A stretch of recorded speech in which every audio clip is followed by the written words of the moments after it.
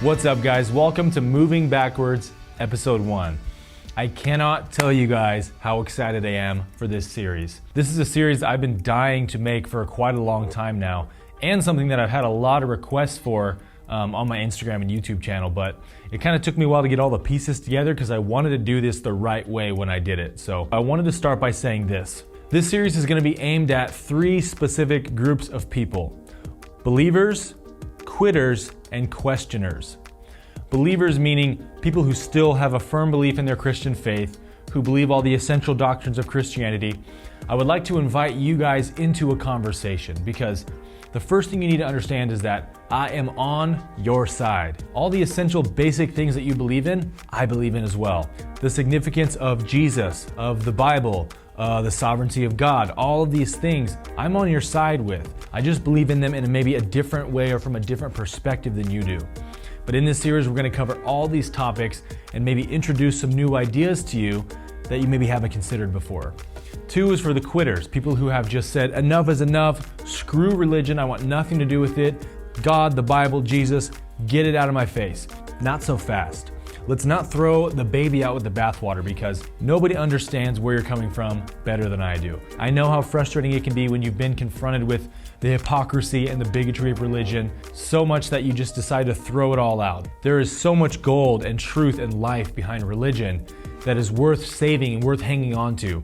And 3 is for the questioners, people who are on the fence. You still believe in the main tenets of Christianity, but you're starting to doubt a lot of things. You're starting to see that a lot of these ideas don't make any sense. They're not consistent. They don't line up with what you know and experience of God in your heart. They don't line up with the God revealed in Jesus. This series is especially for you. I want to show you why the questions you're asking are the right questions, and they're going to lead you to the ultimate truth of the true gospel message of Jesus.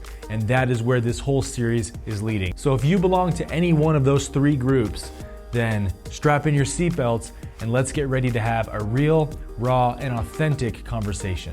I want you guys to also know that at the end of every episode, I'm going to be answering 3 questions or comments about the previous week's episode. Anything that you want to rebuttal, or you have a different viewpoint on, or you have a question about, you need clarity about, drop a comment below and I'll pick the 3 most relevant comments and questions to answer at the end of every episode. And before I begin, I know there's some of you probably thinking, who is this guy? Why does he have the credentials to talk about this stuff? Why should we listen to you, man? And that's a fair question. So I was actually born and raised as a pastor's kid in the Silicon Valley. My dad was the main pastor of the fastest growing and largest evangelical church in the Bay Area in the early 90s. I was in church 2 to 3 days a week. I started playing in the worship team at a young age. I went to a Christian high school and I went to Oral Roberts University in Tulsa, Oklahoma for college because I wanted to be a pastor and sort of follow in my dad's footsteps. So I went to ORU and I got my bachelor's degree in theology. I've taken hermeneutics 1 and 2. I've taken biblical theology, biblical exegesis, Old Testament history, New Testament history, Hebrew, Greek, you name it, I've probably taken it. So one of the typical arguments I hear from fundamentalists when I get into any kind of debate on this stuff is, oh, you're taking that scripture out of context. You don't know how to actually exegete the Bible, this and that.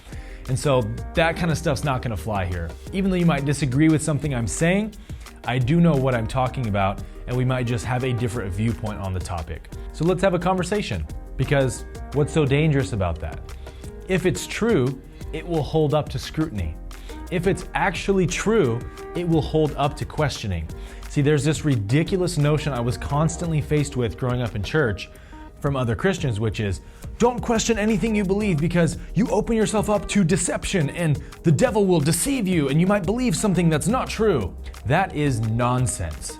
Questioning only leads to truth. True, authentic questioning only leads to truth.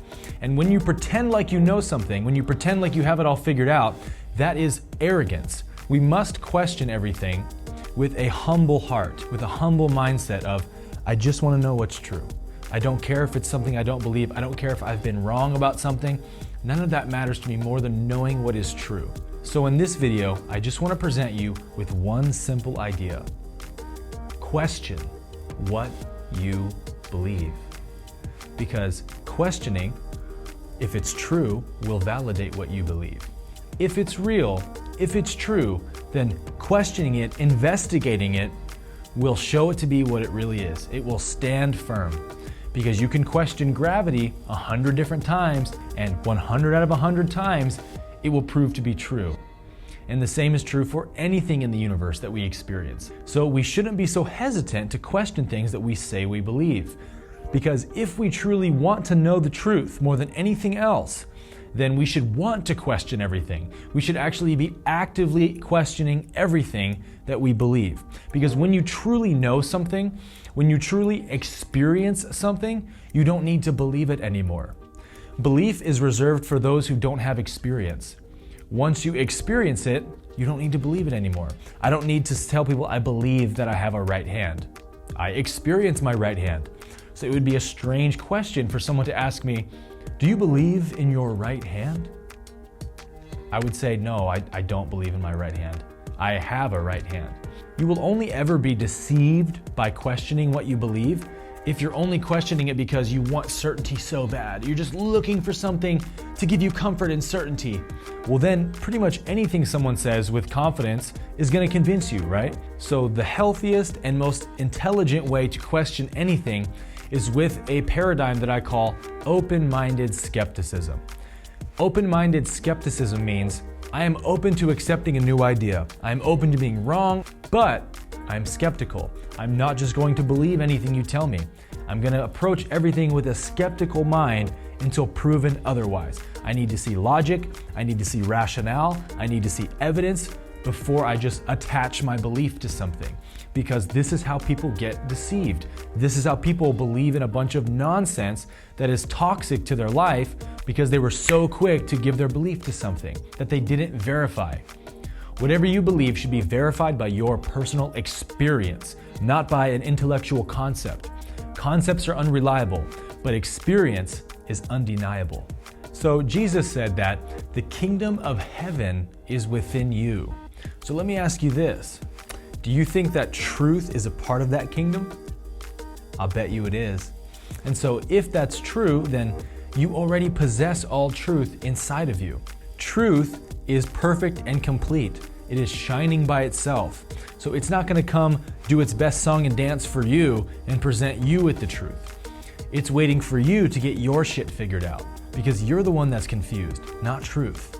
So when you get yourself figured out and you're no longer contaminating the truth with your own ego, with your own ideas, then you can come and bow before its feet with a humble heart and say, I just want to know who you are.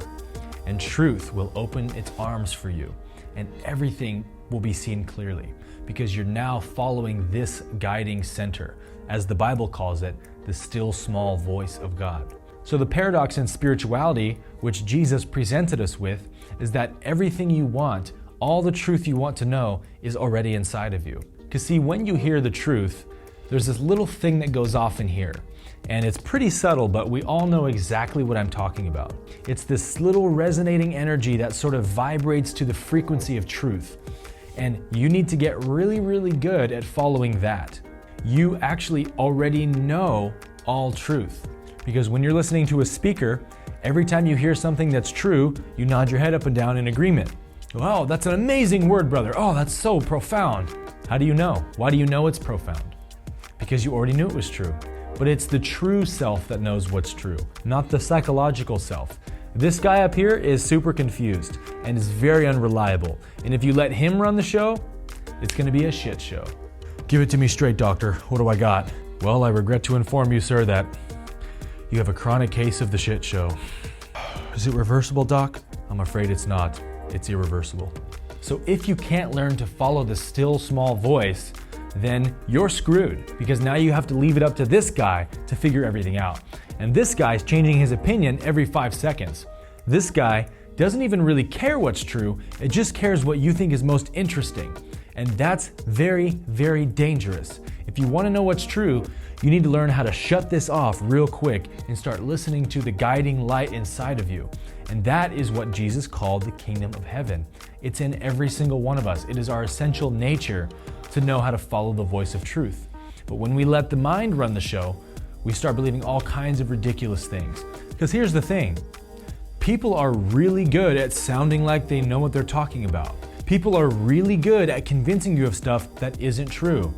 Jim Jones convinced a room of 918 people to drink the Kool-Aid to usher them into the afterlife. And 918 people weren't listening to the still small voice and were listening to this guy, and they drank the Kool-Aid, and as we know, 918 people died of cyanide poisoning because they didn't question what they believed. And anyone who tells you not to question something, I would be very, very skeptical of that person. Another important question we can ask is, what good things have ever come by not questioning? Holy wars, mass genocides, burning humans alive at the stake, other atrocities. What advancements have been made in science, technology, philosophy, politics, religion, etc. from not questioning? Goose egg, right? Martin Luther questioned the traditional theology of the day, and of course we Christians herald Martin Luther as one of the heroes of the faith. Copernicus questioned the traditional model of the universe in his day, saying that I don't know about this Earth is the center of the solar system thing. I think maybe the sun's the center of the solar system. And the Catholic Church called him a heretic, locked him in a prison cell until he died. And it took the Catholic Church 500 years to acknowledge their mistake and finally rebury Copernicus in an honorable grave. It only takes the church 500 years to acknowledge a mistake. But here's the problem. If I have a room full of atheists, Christians, Jews, Buddhists, Muslims, you name it, and I say, okay, everybody, raise your hand if you just want to know what's true. All you care about is the actual truth of reality. Nothing else matters to you. Raise your hand. And every single hand in the room goes up, right? So I would say, I don't know about that. I think a lot of you want your certitudes a little bit more. I think a lot of you want your comfort a little bit more. I think a lot of you like the idea of being right a little bit more than actually knowing what's true. Because if you did want to know what's true, you'd be questioning a lot of stuff because there's 10 different religions in this room and they can't all be right. But yet nobody's questioning what they believe. So you have to start by being honest and truthful with yourself that, okay, if I want to know what's true, I have to cast my ego aside. I have to be willing to admit that I might be wrong about something.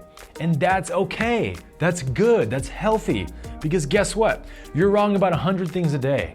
Everybody is. You cannot be right about everything. I know the ego likes to convince you otherwise, but I have news to you. Nobody has it all figured out.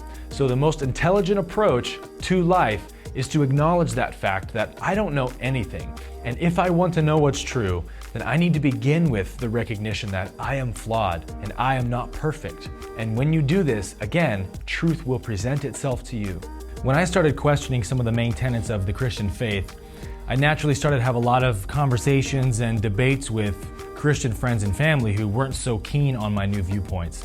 And I found that it was very difficult, if not impossible, to have a conversation with any kind of fundamentalist person because they begin with the very arrogant assumption that they already know what's true. They already know everything. And they're just here to convince you why you're wrong and why you're a fool for not believing what they believe. So having an actual conversation when you can present new ideas, consider different viewpoints, is impossible. And they just continue to tout and shove this arrogance in your face as if it were some kind of spiritual virtue to be so arrogant. Let me tell you, son, the Bible's the Word of God, and if you don't believe it, well then you're gonna feel the wrath of it, brother. I'm already sick of you. Stop being so arrogant. Nobody knows everything. Nobody knows all truth. Reality is not that cut and dry. We learn about this in science. Every time we make a scientific discovery throughout all of our history, it's always vastly different than all of our presuppositions. Geology, quantum physics, evolution, molecular biology, thermodynamics, gravity, any of these scientific discoveries humans have made, it was never something where they went, oh yeah, I already knew that's how it worked.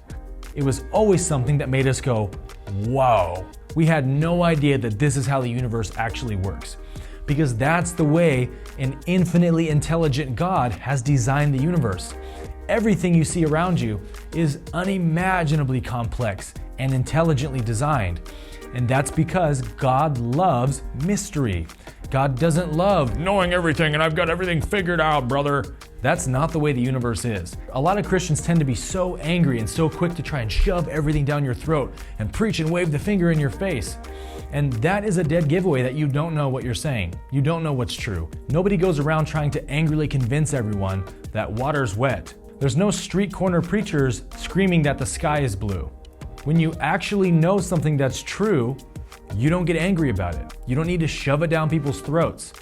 That's a defense mechanism of the ego, which is insecure about what it believes, and it wants to validate itself by forcing people to agree with it. But whatever's true is self-evident, because whatever's true is real, meaning it sets the agenda, meaning we're playing by its rules, not vice versa. And this whole notion of if you don't believe the right things, you will be tortured and held by God forever is the ultimate defense tactic of the ego to scare people into validating it.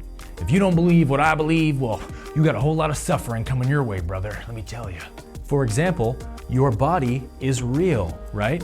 So you're playing by its rules. Your body sets the agenda, not you. So it doesn't do you any good to sit on the couch and eat like shit and never exercise and just expect your body will be healthy because you want it to be healthy. That's not the way it works, right? You're playing by its rules. So it doesn't do you any good to pretend like you know the truth. That is an anti-intellectual way of approaching life. So in this series, we are going to question everything. No holds barred, no holding back. Everything is getting put on the witness stand. And if it's true, then fear not, because it will hold up to scrutiny. And if it isn't true, then it will collapse like the house of cards that it always was. Because if something is true, then it was always true. And if it isn't true, then it was never true. So every Sunday at 10 a.m., join me here on my channel and let's have our own church service where we dive into the truths of Christianity, of theology, and the gospel of Jesus. So remember to leave your comments about this episode down below and I'll address those next week. And if you want to be notified about these posts, then click that bell icon next to the subscribe button and you'll get an update on your phone every time I upload one of these videos. And before we close, I want to leave you with one last important quote. This is the opening line in one of the most famous spiritual texts of all time called A Course in Miracles. And it says, "That which is real cannot be threatened. That which is unreal does not exist. And herein lies the peace of God."